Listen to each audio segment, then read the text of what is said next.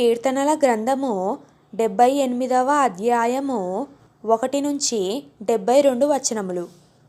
నా జనులారా, నా బోధకు చెవియొగ్గుడి, నా నోటి మాటలకు చెవియొగ్గుడి. నేను నోరు తెరచి ఉపమానము చెప్పెదను, పూర్వకాలపు గూఢవాక్యములను నేను తెలియజెప్పెదను.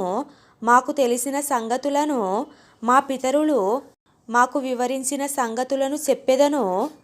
యెహోవా స్తోత్రార్హ క్రియలను, ఆయన బలమును, ఆయన చేసిన ఆశ్చర్య కార్యములను దాచకుండా వాటిని వారి పిల్లలకు మేము చెప్పెదము. రాగల తరములలో పుట్టబోవు పిల్లలు దాని నెరుగునట్లును, వారు లేచి తమ పిల్లలకు దానిని వివరించునట్లును, వీరును దేవునియందు నిరీక్షణ గలవారై దేవుని క్రియలను మరవకయుండి, యథార్థ హృదయులు కాక దేవుని విషయమై స్థిర మనస్సు లేని వారై తమ పితరుల వలె తిరగబడకయు మూర్ఖతయు తిరుగుబాటును గల ఆ తరమును పోలి ఉండకయు, వారు ఆయన ఆజ్ఞను గైకొనున్నట్లును ఆయన యాకోబు సంతతికి శాసనములను నియమించెను, ఇశ్రాయేలు సంతతికి ధర్మశాస్త్రమును అనుగ్రహించెను. మన పితరులు తమ పుత్రులకు దానిని తెలపవలెనని వారికి ఆజ్ఞాపించెను. విండ్లను పట్టుకొని యుద్ధ సన్నాదులైన ఎఫ్రాయిము సంతతి వారు యుద్ధకాలమున వెనుకకు తిరిగిరి. వారు దేవుని నిబంధనను గైకొనకపోయిరి, ఆయన ధర్మశాస్త్రమును అనుసరింపనొల్లకపోయిరి. ఆయన క్రియలను, ఆయన వారికి చూపిన తన ఆశ్చర్య క్రియలను వారు మరచిపోయిరి. ఐగుప్త దేశములోని సోయను క్షేత్రమందు వారి పితరులు చూచుచుండగా ఆయన ఆశ్చర్య కార్యములను చేసెను. ఆయన సముద్రమును పాయలుగా చేసి వారిని అద్దరికి నడిపించెను. ఆయన నీటిని రాశిగా నిలిపెను. పగటివేళ మేఘములో నుండియు, రాత్రి అంతయు అగ్ని ప్రకాశములో నుండియు ఆయన వారికి త్రోవ చూపెను. అరణ్యములో ఆయన బండలు చీల్చి సముద్రమంత సమృద్ధిగా వారు నీరు త్రాగనిచ్చెను. బండలో నుండి ఆయన నీటి కాలువలు రప్పించెను, నదుల వలె నీళ్లు ప్రవహింపజేసెను. అయినను వారు ఆయనకు విరోధముగా ఇంకనూ పాపము చేయుచూనే వచ్చిరి. అడవిలో మహోన్నతుని మీద తిరుగబడిరి. వారు తమ ఆశ కొలది ఆహారము నడుగుచు తమ హృదయములలో దేవుని శోధించిరి. ఈ అరణ్యములో దేవుడు భోజనము సిద్ధపరచగలడా యనుచు వారు దేవునికి విరోధముగా మాటలాడిరి. ఆయన బండను కొట్టగా నీరు ఉబికెను, నీళ్లు కాలువలై పారెను. ఆయన ఆహారము ఇయ్యగలడా? ఆయన తన ప్రజలకు మాంసము సిద్ధపరచగలడా అని వారు చెప్పుకొనిరి. యెహోవా ఈ మాట విని కోపగించెను. యాకోబు సంతతిని దహించి వేయుటకు అగ్ని రాజెను. ఇశ్రాయేలు సంతతిని హరించి వేయుటకు కోపము పుట్టెను. వారు దేవునియందు విశ్వాసముంచకపోయిరి, ఆయన దయచేసిన రక్షణయందు నమ్మికయుంచలేదు. అయినను ఆయన పైనున్న ఆకాశములను ఆజ్ఞాపించెను, అంతరిక్ష ద్వారములను తెరచెను. ఆహారమునకై ఆయన వారి మీద మన్నాను కురిపించెను, ఆకాశ ధాన్యము వారికి అనుగ్రహించెను. దేవదూతల ఆహారము నరులు భుజించిరి. భోజన పదార్థములను ఆయన వారికి సమృద్ధిగా పంపెను. ఆకాశమందు తూర్పుగాలి ఆయన విసరజేసెను. తన బలము చేత దక్షిణపు గాలి రప్పించెను. ధూళి అంత విస్తారముగా మాంసమును, సముద్రపు ఇసుక రేణువులంత విస్తారముగా రెక్కలు గల పిట్టలను ఆయన వారి మీద కురిపించెను. వారి దండు మధ్యను, వారి నివాస స్థలముల చుట్టూను ఆయన వాటిని వ్రాలజేసెను. వారు కడుపారా తిని తనిసిరి. వారు ఆశించిన దానిని ఆయన అనుగ్రహించెను. వారి ఆశ తీరక మునుపే ఆహారము ఇంకా వారి నోళ్ళల్లో నుండగానే దేవుని కోపము వారి మీదికి దిగెను, వారిలో బలిసిన వారిని ఆయన సంహరించెను, ఇశ్రాయేలులో యవనులను కూల్చెను. ఇంత జరిగినను వారు ఇంకను పాపము చేయుచు ఆయన ఆశ్చర్య కార్యములను బట్టి ఆయనను నమ్ముకొనకపోయిరి.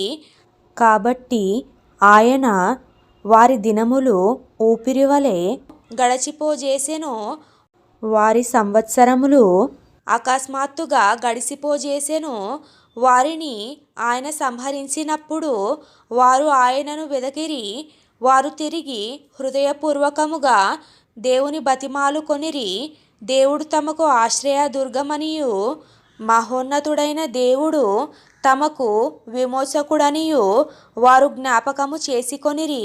అయినను వారి హృదయము ఆయన ఎడల స్థిరముగా నుండలేదు, ఆయన నిబంధనను వారు నమ్మకముగా గైకొనలేదు.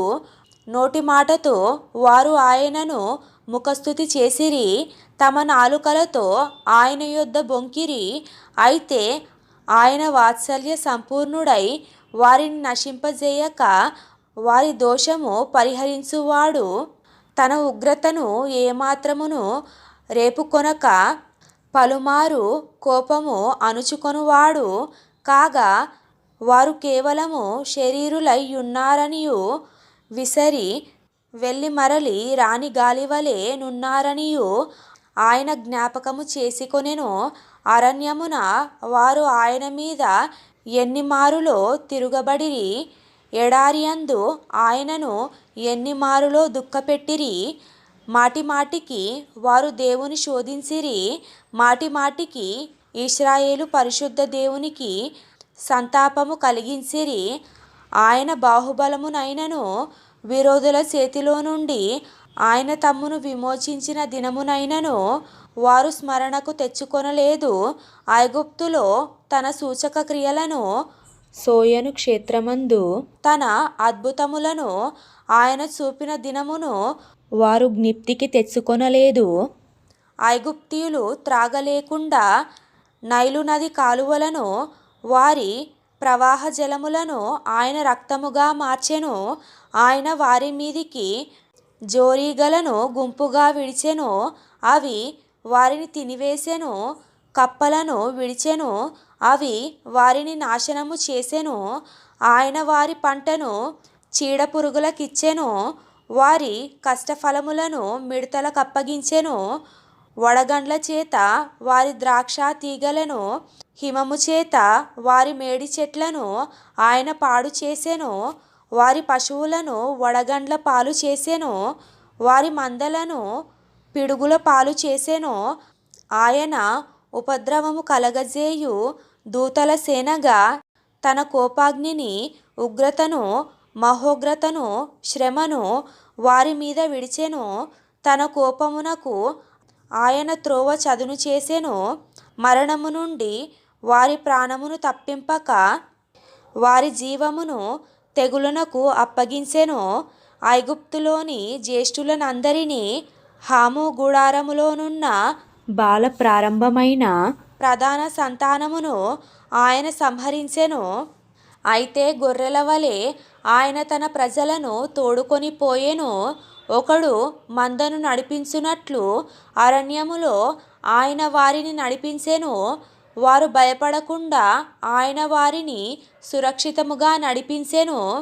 వారి శత్రువులను సముద్రములో ముంచివేసెను. తాను ప్రతిష్ఠించిన సరిహద్దునొద్దకు తన దక్షిణ హస్తము సంపాదించిన ఈ పర్వతమునొద్దకు ఆయన వారిని రప్పించెను. వారి ఎదుట నుండి అన్యజనులను వెళ్ళగొట్టెను. కొలనుల చేత వారి స్వాస్థ్యమును వారికి పంచి ఇచ్చెను. ఇశ్రాయేలు గోత్రములను వారి గుడారములలో నివసింపజేసెను. అయినను వారు మహోన్నతుడైన దేవుని శోధించి తిరుగుబాటు చేసిరి. ఆయన శాసనములను అనుసరింపకపోయిరి. తమ పితరుల వలె వారు వెనుకకు తిరిగి ద్రోహులైరి. జౌకిచ్చు విల్లు పనికి రాకపోయినట్లు వారు తొలగిపోయిరి. వారు ఉన్నత స్థలములను కట్టి ఆయనకు కోపం పుట్టించిరి. విగ్రహములను పెట్టుకొని ఆయనకు రోషము కలగజేసిరి. దేవుడు దీన్ని చూచి ఆగ్రహించి ఇశ్రాయేలునందు బహుగా అసహ్యించుకొనెను. షిలోహు మందిరమును, తాను మనుష్యులలో సంస్థాపన చేసిన గుడారమును ఆయన విడిచిపెట్టెను. ఆయన తన బలమును, చెరకును, తన భూషణమైన దానిని విరోధుల చేతికి అప్పగించెను. తన ప్రజలను ఖడ్గమునకు అప్పగించెను. ఆయన తన స్వాస్థ్యము మీద ఆగ్రహించెను. అగ్ని వారి యవనస్తులను భక్షించెను. వారి కన్యకలకు పెండ్లిపాటలు లేకపోయెను. వారి యాజకులు కత్తిపాలు కాగా వారి విధవరాండ్రు రోదనము చేయకుండిరి. అప్పుడు నిద్ర నుండి మేల్కొను ఒకని వలెను, మద్యవశుడై ఆర్భాటించు పరాక్రమశాలి వలెను ప్రభువు మేల్కొనెను. ఆయన తన విరోధులను వెనుకకు తరిమికొట్టెను. నిత్యమైన నింద వారికి కలగజేసెను. పిమ్మట ఆయన యోసేపు గుడారమును అసహ్యించుకొనెను. ఎఫ్రాయిము గోత్రమును కోరుకొనలేదు. యూదా గోత్రమును, తాను ప్రేమించిన సియోను పర్వతమును ఆయన కోరుకొనెను. తాను అంతరిక్షమును కట్టినట్లు, తాను భూమిని నిత్యము స్థాపించినట్లు ఆయన తన పరిశుద్ధ మందిరమును కట్టించెను. తన దాసుడైన దావీదును కోరుకొని గొర్రెల దొడ్లలో నుండి అతన్ని పిలిపించెను. పాడి గొర్రెలను వెంబడించుట మాన్పించి తన ప్రజలైన యాకోబును, తన స్వాస్థ్యమైన ఇశ్రాయేలును మేపుటకు ఆయన అతనిని రప్పించెను. అతడు యథార్థ హృదయుడై వారిని పాలించెను. కార్యములయందు నేర్పరి అయి వారిని నడిపించెను.